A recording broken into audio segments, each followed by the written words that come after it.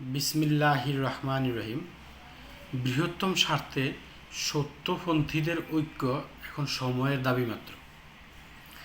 ইসলামে বৃহত্তম স্বার্থে সত্যপন্থীদের ঐক্য সময়ের দাবি, আর নিজেদের মতপার্থক্য যতটুকু সম্ভব মীমাংসা করে ফেলা জরুরি। আর পারস্পরিক দ্বন্দ্ব সংঘাত নিরসন করা সওয়াবের কাজ। পবিত্র কোরআনে এ ব্যাপারে ইরশাদ হয়েছে, মুমিনদের মধ্যে দুই পক্ষ দ্বন্দ্বে লিপ্ত হলে তোমরা তাদের মধ্যে সমঝোতা করবে। তাদের এক পক্ষ অন্য পক্ষের বিরুদ্ধে বাড়াবাড়ি করলে তোমরা তাদের মধ্যে সমঝোতা করো, যতক্ষণ না তারা আল্লাহর নির্দেশের কাছে ফিরে আসে। তাদের মধ্যে ন্যায়ের সঙ্গে ফয়সালা করো এবং সুবিচার করো। নিশ্চয়ই আল্লাহ সুবিচারকারীদের ভালোবাসেন। মুমিনরা পরস্পর ভাই ভাই, অতএব তোমরা তোমাদের ভাইদের মধ্যে সমঝোতা করো এবং আল্লাহকে ভয় করো, যেন তোমাদের অনুগ্রহ করা হয়। সূরা হুজরাত আয়াত 9-10। তাই ইসলামে সামাজিক শৃঙ্খলা ও ঐক্য বজায় রাখতে বলা হয়েছে। ইরশাদ হয়েছে, তারা সন্ধির দিকে ঝুঁকে পড়লে তুমিও সন্ধির দিকে ঝুঁকে পড়বে এবং আল্লাহর উপর নির্ভর করবে, তিনি সর্বশ্রোতা ও সর্বজ্ঞ। সূরা আনফাল আয়াত 61।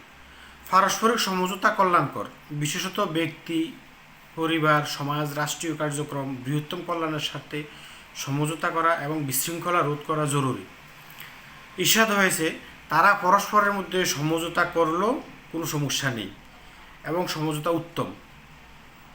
তারা পরস্পরের মধ্যে সমঝোতা করলে কোনো সমস্যা নেই, বরং সমঝোতাই উত্তম। লোভের কারণে মানুষ খুবই কৃপণ।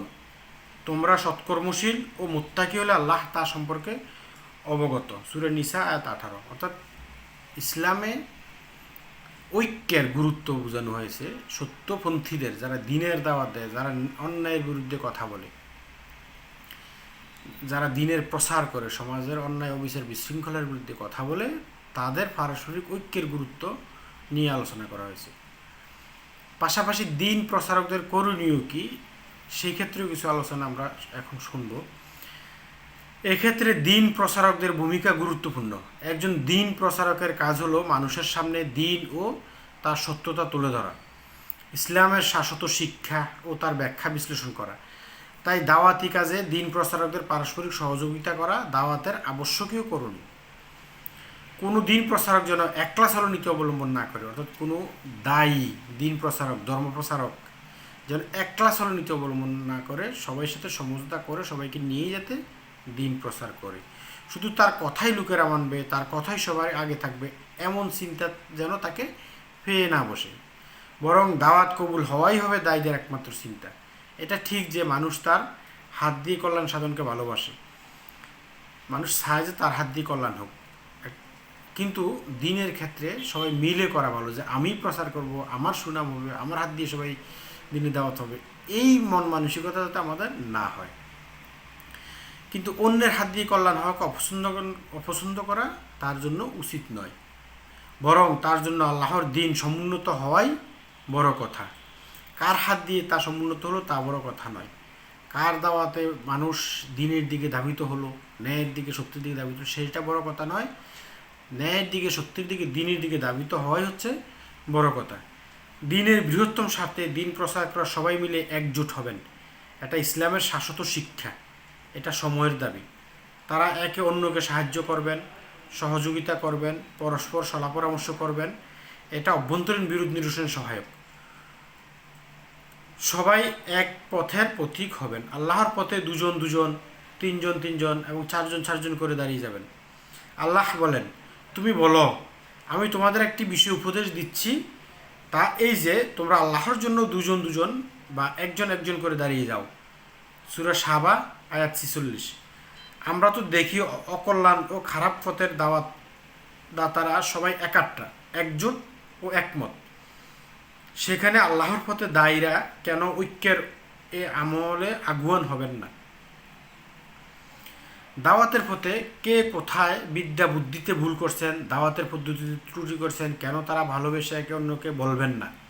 কেউ যদি দাওয়াতের পথে দিন প্রচারের ক্ষেত্রে দিনের দাওয়াতে ভুল করেন, ত্রুটি উচ্যুতি করেন, সেক্ষেত্রে একজন আরেকজনকে সংশোধন করবেন, বলবেন। আমরা যখন কোরআন ও সুন্নাহর বাণীর দিকে তাকাই, তখন আমরা তো দেখি আল্লাহ তাআলা মুমিনদের এমন সব গুণ তুলে ধরেছেন যাতে প্রতীয়মান হয় তারা একতাবদ্ধ এবং একে অন্যকে সাহায্যকারী। তিনি বলেন, আর মুমিন পুরুষ ও নারীরা পরস্পরের বন্ধু। তারা সৎ কাজের আদেশ দেয় ও অসৎ কাজে নিষেধ করে। তারা সালাত কায়েম করে ও জাকাত আদায় করে এবং আল্লাহ ও তার রাসূলের আনুগত্য করে। এসব লোকের প্রতি আল্লাহ অবশ্যই অনুগ্রহ বর্ষণ করবেন। নিশ্চয়ই আল্লাহ পরাক্রমশালী ও প্রজ্ঞাবান। সূরা তওবা 9 নম্বর আয়াতে, সূরা তওবা 9 নম্বর আয়াতে আছে। পবিত্র কোরআনে আরও ইরশাদ হয়েছে, আর তোমাদের মধ্যে একটি দল থাকা আবশ্যক যারা মানুষকে কল্যাণের দিকে আহ্বান করবে ও অন্যায় থেকে বিরত নিষেধ করবে। পবিত্র কোরআনে আছে আমাদের মাঝে একদল মানুষ থাকা দরকার, আবশ্যক, যারা কল্যাণের দিকে মানুষকে ডাকবে এবং অন্যায় থেকে নিষেধ করবে। আসলে তারাই সফলকাম। তোমরা তাদের মতো হইও না যারা পরস্পর বিচ্ছিন্ন হয়েছে এবং স্পষ্ট প্রমাণাদি এসে যাওয়ার পরেও তাতে মতভেদ করেছে। এদের জন্য রয়েছে ভয়ঙ্কর শাস্তি। সূরা আলে ইমরান আয়াত 104 এবং 105 আছে। আমরা এই আলোচনার পরের অংশটি দ্বিতীয় পর্বে আমরা শুনব।